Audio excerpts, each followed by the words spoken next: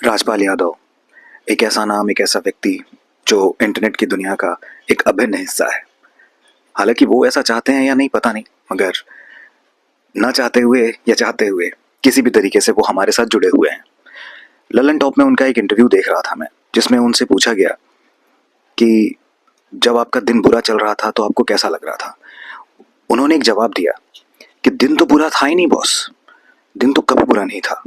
दिन तो उसको बुरा कहते हैं जब आपके हाथ पांव काम नहीं कर रहे हो, आपका शरीर अपंग हो गया हो, तो दिन तो कभी बुरा नहीं था।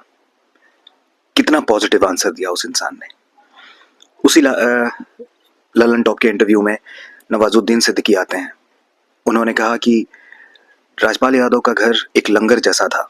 जब ये सारे दोस्त और राजपाल यादव के साथ रहने वाले हर एक व्यक्ति जो स्ट्रगल कर रहे थे इस हिंदी फिल्म इंडस्ट्री में काम करने के लिए, उन सब के लिए लंगर जैसा था, क्योंकि उस वक्त राजपाल यादव ही एकमात्र थे उस मित्र मंडली में जिनका सॉरी जिनका काम अच्छा चल रहा था, और उसकी वजह से उनके घर में जो कोई चाहे वो आके खा के जाता था। भूखे नहीं रहने देते थे वो किसी को भी।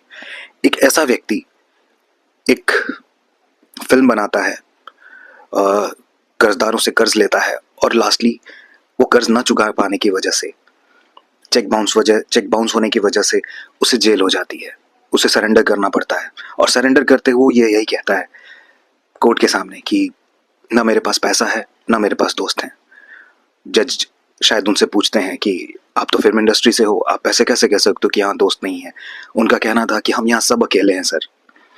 अब ये जिम्मेदारी मेरी थी कि मैंने ये कर्ज लिया था, तो इसे झेलना भी मुझे ही था, इसलिए मैं सरेंडर करता हूँ, क्योंकि मेरे पास पैसा चुकाने के लिए तो नहीं है।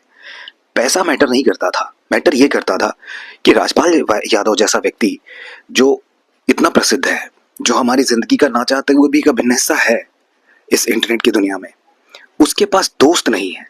पैसे नहीं है डजंट मैटर, उसके पास दोस्त नहीं है। क्या ये कहीं से भी खुशी या फिर प्रसन्नता प्रदान करता है क्या? हालांकि ये बात अलग है कि ये बात सुनते ही, इस स्टेटमेंट के न्यूज़ में आते ही सारे उनके जो मित्र हैं वो सब धीरे धीरे करके एक एक करके उनके मदद के लिए आगे बढ़े, जो कि बहुत अच्छी बात है। लेकिन ये कह देना कितनी खुददारी की बात होगी उस इंसान के लिए कि वो किसी के सामने हाथ नहीं फैलाना चाहता था। सल्यूट है उस इंसान को, सल्यूट है ऐसे व्यक्तित्व को।